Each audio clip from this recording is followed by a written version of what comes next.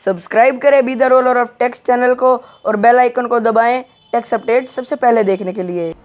Dear friends, नमस्कार। मैं CA Sanjay Thareja आप सब लोगों का बी द रोलर टेक्स्ट में फिर से स्वागत करता हूं। आज जो टॉपिक मैं आपसे डिस्कशन करने जा रहा हूं कि 1 जुलाई 2017 के बाद आप जो व्यवसाय कर रहे हैं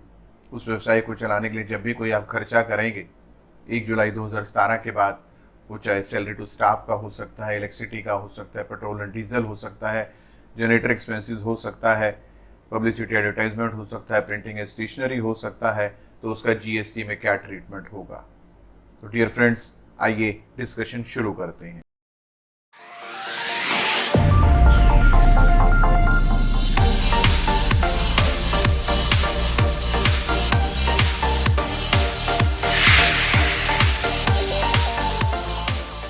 डियर फ्रेंड्स, डिस्कशन शुरू करने से पहले मैं आपसे एक बात शेयर करना चाहूँगा।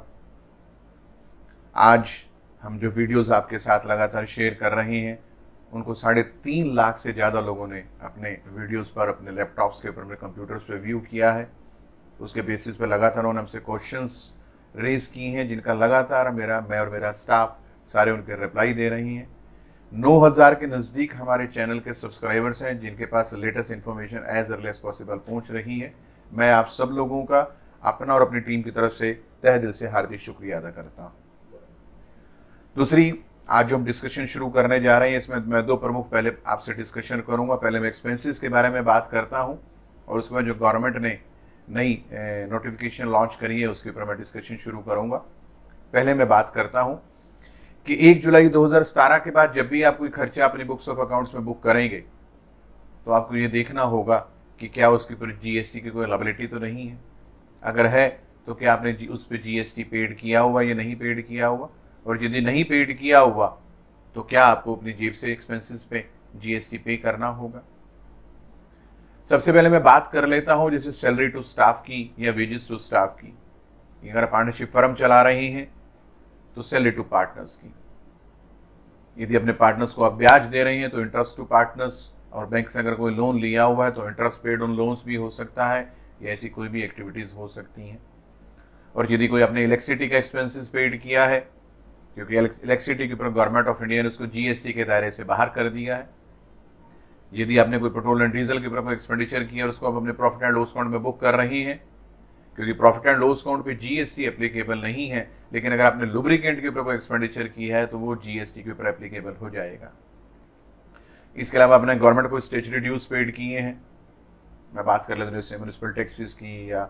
कमर्शियल टैक्सेस की या प्रोफेशनल टैक्सेस की, तो ये वो सारे कुछ खर्चे रहेंगे जो अपने बुक्स ऑफ अकाउंट्स में आप बुक कर सकेंगे। इसमें जीएसटी पेड होना लाइबल नहीं है। अगर इन पे जीएसटी नहीं चार्ज किया हुआ या कंपल्शन ही नहीं है, लॉ ने इनको जीएसटी के दायरे से बाहर रखा है, तो बगैर जीएसटी पेड किए आप इन सारे एक्सपेंसेस को अपने व्यवसाय के अंदर बुक कर सकते हैं और आप उसका एडवांटेजेस ले पाएंगे। लेकिन इसके अलावा जो भी एक्सपेंसेस बच जाते हैं, चाहे मैं अगर बात कर लेता हूँ प्रिंटिंग एंड स्टेशनरी की, मैं बात कर लेता हूँ पब्लिसिटी एडवर्टाइजमेंट की, लीगल फीस की, ऑडिट फीस की, कंसल्टेशन फीस की,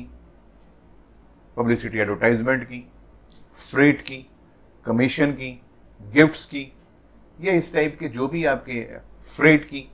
या इस टाइप के जो भी आपके खर्चे आप अपने बुक्स ऑफ अकाउंट्स में बुक करेंगे, तो आपको ये ध्यान रखना पड़ेगा कि आप नॉर्मल में आपने रजिस्ट्रेशन करवाया हुआ है या कंपोजिशन स्कीम में आपने रजिस्ट्रेशन करवाया हुआ है। इन सभी खर्चों को 1 जुलाई 2017 के बाद आप अपने बुक्स ऑफ अकाउंट्स में जब भी बुक कर पाएंगे जब उसके ऊपर जीएसटी चार्ज होगा। अगर उस पर जीएसटी चार्ज नहीं है और इन सब एक्सपेंसेस की वैल्यू 5,000 रुपये से ज़्यादा बनेगी तो रिवर्सल चार्ज मैकेनिज्म के तहत सबसे पहले आपको एक्सपेंसेस बुक करने से पहले आपको इन एक्सपेंसेस पर जीएसटी पेड करना पड़ेगा। मैं एक उदाहरण के तौर पे बात कर लेता हूँ। अगर आपने अपने किसी सीए से ऑडिट करवाया या किसी एडवोकेट से अपने सेल टैक्स की या जीएसटी के अंदर अपनी रिटर्न फाइल करवाई है, उनको कोई फीस आपने पेड करी है और आपने उनको अगर कोई पेमेंट की है, अगर उन्होंने आपसे जीएसटी चार्जेस लिए हैं, जो टैक्सेस बनते हैं उन्होंने अपनी फीस के साथ आपके साथ ले लिए, नो इशू एट ऑल, आप उसको किताबों में बुक कर पाएंगे। और यदि उन्होंने नहीं चार्जेस बुक किए, टैक्सेस आपसे नहीं लिए, तो अपनी किताबों में बुक्स ऑफ अकाउंट से में बुक करने से पहले, प्रॉफिट एंड लॉस अकाउंट में खर्चा दिखाने से पहले उन बिलों के ऊपर आपको पहले जीएसटी पेड करना होगा। अब जीएसटी पेड कितना करना होगा ये इस बात पर निर्भर करेगा कि जो वस्तु या सेवाएं आप उनसे ले रही हैं वो किस जीएसटी के रेट की कैटेगरी में आती हैं। मैं ये मान सकता हूं कि आप 5% की कैटेगरी के अंदर व्यवसाय कर रहे होंगे, या हो सकता है कि आपकी गुड्स के ऊपर 12% की लायबिलिटी आती हो, लेकिन अगर आप ऐसी किसी वस्तु या सेवाओं का उपयोग कर रहे हैं जो 18% की कैटेगरी में आएगा और सामने वाले व्यक्ति ने आपसे अपने बिल के अंदर कोई टैक्सेस चार्जेस नहीं लिए, तो आपको प्रॉफिट एंड लॉस अकाउंट में वो खर्चा बुक करती दफा पहले रिवर्सल चार्ज मैकेनिज्म के तहत उसके ऊपर जो टैक्स लायबिलिटी बनती है उतनी पहले आपको वो पे करनी पड़ेगी। यह इस बात का आपको ध्यान रखना पड़ेगा। एक्सपेंसेस किसी भी टाइप के होंगे, जो मैंने आपसे शेयर किया है कि आप नॉर्मल स्कीम में चलें या आप कंपोजिशन स्कीम में चलें, आपको कोई भी प्रॉब्लम नहीं होगी।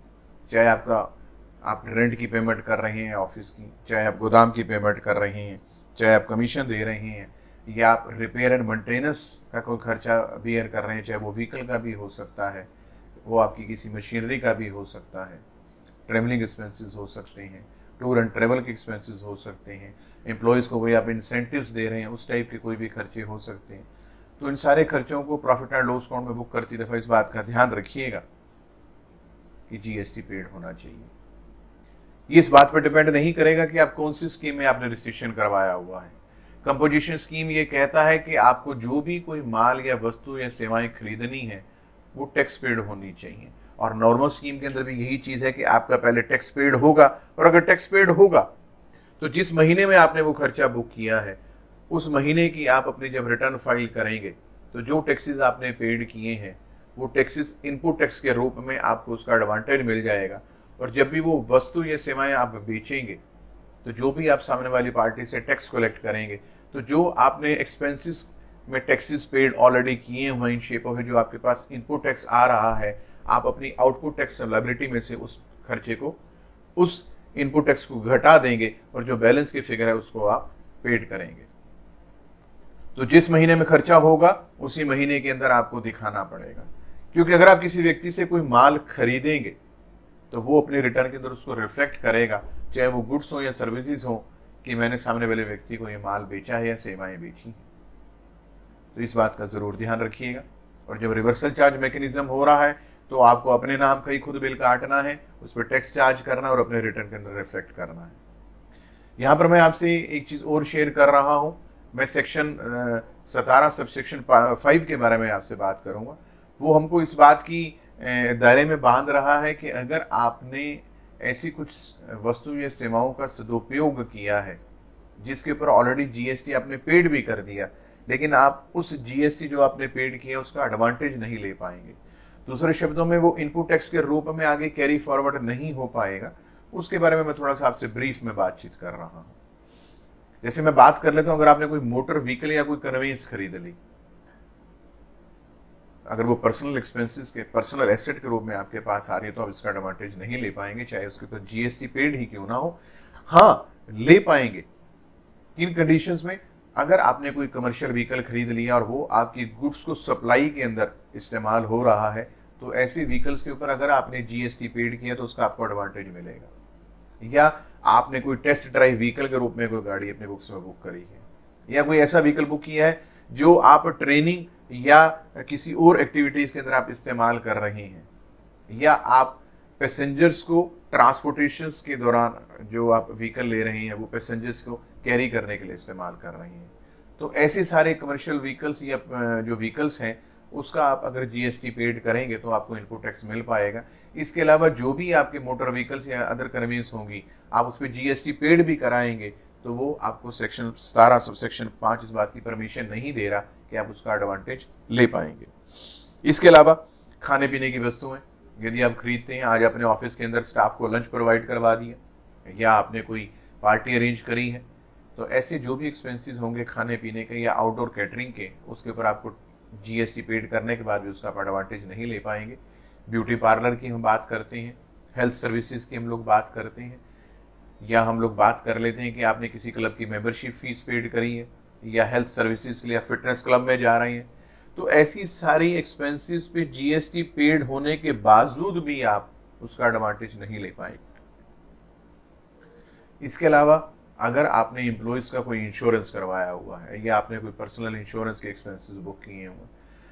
लाइफ इंश्योरेंस पॉलिसीज या हेल्थ इंश्योरेंस पॉलिसीज या मेडिकल इंश्योरेंस पॉलिसीज पे अगर आप कोई जीएसटी पेड कर रहे हैं तो आप उसका भी एडवांटेजेस नहीं ले पाएंगे, बशर्ते, यहाँ पर मैं चीज और क्लियर कर रहा हूं, अगर कोई लॉ आपको ये चीज कह रहा है कि आपको अपने एम्प्लॉयज का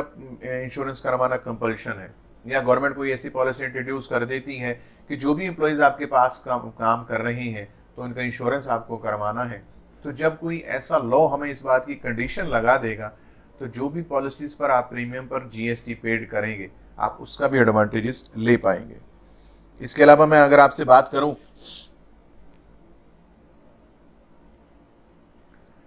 कि आपने कोई लाइफ पॉलिसी के बारे में मैंने आपसे डिस्कस कर लिया, क्लब की मेंबरशिप के बारे में मैंने आपसे डिस्कस कर लिया, फूड के बारे में मेरे आपके डिस्कशन हो गई। इसके अलावा यदि आप कोई कंस्ट्रक्शन के लिए कोई मटेरियल खरीदते हैं और उस पर आप कोई जीएसटी पेड करते हैं तो उसके ऊपर भी आपको एडवांटेजेस नहीं मिलेंगे। और यदि कोई आपने ऐसी वस्तु या सेवा खरीदी है जो आपके पर्सनल यूज के लिए इस्तेमाल हो रही है, not for the purpose of business, आपके बिजनेस चलाने के लिए उस एक्सपेंसेस को आपने बियर नहीं किया, तो ऐसे जो भी एक्सपेंसेस होंगे जिसपे जीएसटी पेड होगा आप उसका भी एडवांटेज नहीं ले पाएंगे। और यदि कोई आपने ऐसी वस्तु या सेवा खरीदी है जो गुम गई, डिस्ट्रॉय हो गई, खराब हो गई, या आपने किसी को गिफ्ट कर दिया, या वो डैमेजेस की कैटेगरी में आ गई, या हम लोग बात कर लेते हैं कि हो सकता है कि वो आपने फ्री सैंपल ग्रुप में किसी को डिस्ट्रीब्यूट कर दिया, तो ऐसी सारी वस्तुएं जिसपे आपने खराब हुई हैं या गुम गई हैं या डैमेज हो गई हैं, उन सारी वस्तुओं के ऊपर भी जो आपने जीएसटी पेड किया हुआ है उसका भी आपको इनपुट टैक्स एडवांटेजेस नहीं मिलेगा। तो दोस्तों इस बात का बड़ा जरूर ध्यान रखिएगा कि अब एक्सपेंसेस भी आपको इस ध्यान से देखने पड़ेंगे कि जो भी आप एक्सपेंसेस बुक कर रहे हैं क्या उन सब पे जीएसटी पेड है या नहीं है। और यदि नहीं पेड तो मैंने आपको 4-5 कंडीशंस बताई हैं, आप उन खर्चों को बगैर जीएसटी पेड के भी बुक कर पाएंगे। लेकिन जो एक्सपेंसेस रह गए हैं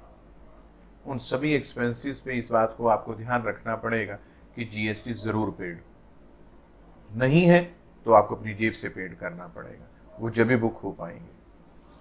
अब यहाँ एक मैं पॉइंट आपसे और डिस्कशन कर रहा हूं कि जो गवर्नमेंट ने एक नई नोटिफिकेशन लॉन्च करी है कि आप पर डे 5,000 रुपए तक किसी भी अनरजिस्टर्ड डीलर से कोई भी माल या सेवाएं खरीद सकते हैं। पर व्यक्ति, पर डे की मैं यहां बात कर रहा हूं। हो सकता है कि 500 रुपए के आपके 10 व्यक्ति हो जाएं, नो इश्यू एट ऑल, लेकिन पूरे दिन के अंदर 5,000 रुपए से ज्यादा आप किसी भी व्यक्ति से